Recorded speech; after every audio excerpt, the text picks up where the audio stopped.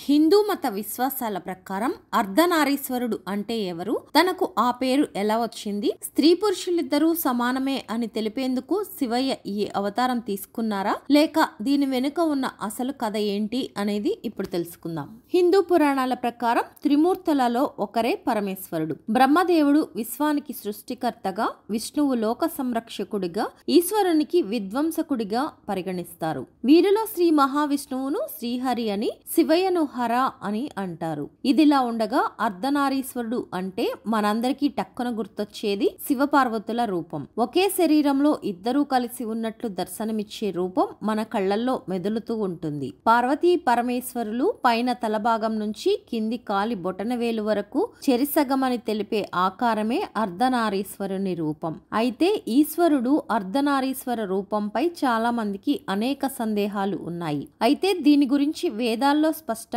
వివరించబడింది. ఈ సందర్భంగా అర్ధనారీశ్వరులు ఎవరు, ఈ అవతారం వెనుక ఉన్న కారణాలేంటో ఇప్పుడు తెలుసుకుందాం. అర్ధం అంటే సగం, నారీ ప్లస్ ఈశ్వర అంటే శివపార్వతులు, ఇద్దరు అంటే స్త్రీ పురుషులిద్దరూ కలిస్తేనే అర్ధనారీశ్వరుడు అనే అర్థం. శాస్త్రాల ప్రకారం ఏదైనా పదార్థం చైతన్యం కలయికనే సృష్టి. వీటిని తీసుకొని దేవతా స్వరూపులను కల్పన చేసుకొని ఆరాధిస్తాం. అదే అర్ధనారీశ్వరుని తత్వం. ఫోటోలో లేదా విగ్రహాల్లో కనిపించినట్లు ఒకే దేహంలో ఇద్దరు శరీరాలు అనేది స్త్రీ పురుషులిద్దరూ సమానం అని చెప్పేందుకేనట. అర్ధనారీశ్వరుల తత్వం అంటే ఆడ మగ ఇద్దరు ఒకటే అని అర్థం. ప్రతిరోజు పగలు రాత్రి, చీకటి వెలుగు, సుఖం దుఃఖం, బాధ సంతోషం ఇలా ఏ రెండు ఒకేసారి ఉండవు. అదే విధంగా ఒకటి లేకుండా మరొకటి అస్సలు ఉండవు.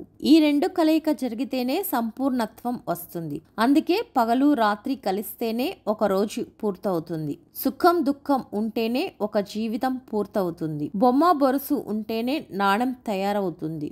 ఇలా ఆడ మగ కలిస్తే సృష్టి ప్రారంభమవుతుందని అర్ధనారీశ్వరుని తత్వం బోధిస్తుంది. ఈ లోకంలో ఉండే ప్రతి ఒక్కరిలోనూ అర్ధనారీశ్వర తత్వం ఖచ్చితంగా ఉంటుంది. మహిళలు స్త్రీతత్వం, పురుషులు పురుషతత్వాన్ని కలిగి ఉంటారు. వీరిద్దరూ తమ తత్వాలను అర్థం చేసుకోకపోవడం వల్లనే అభిప్రాయ భేదాలు వస్తుంటాయి. ఈ చిన్న విషయాన్ని గుర్తిస్తే అసలు గొడవలే అనేవే ఉండవు. ప్రస్తుత సమాజంలో ఉండే ప్రతి ఒక్కరికి అర్ధనారీశ్వర తత్వం ఖచ్చితం అవసరమనే చెప్పాలి. ఎందుకంటే శివపార్వతులు తల దగ్గర నుంచి కాలి పాదం వరకు ప్రతి చర్యలోనూ, ఆలోచన ఆచరణలోనూ సమానంగా ఉంటారని అర్థం. భార్యాభర్తలు కలిసిమెలిసి జీవిస్తూ తప్పు ఒప్పులు సమాన స్థాయిలో తీసుకుంటూ తాము చేసే పనుల్లో, తీసుకునే నిర్ణయాల్లో, ఆచరణల్లోనూ ఒకే విధానాన్ని అనుసరించాలని సూచించే హిందూ ధర్మమే అర్ధనారీశ్వర తత్వం అని పండితులు చెబుతారు.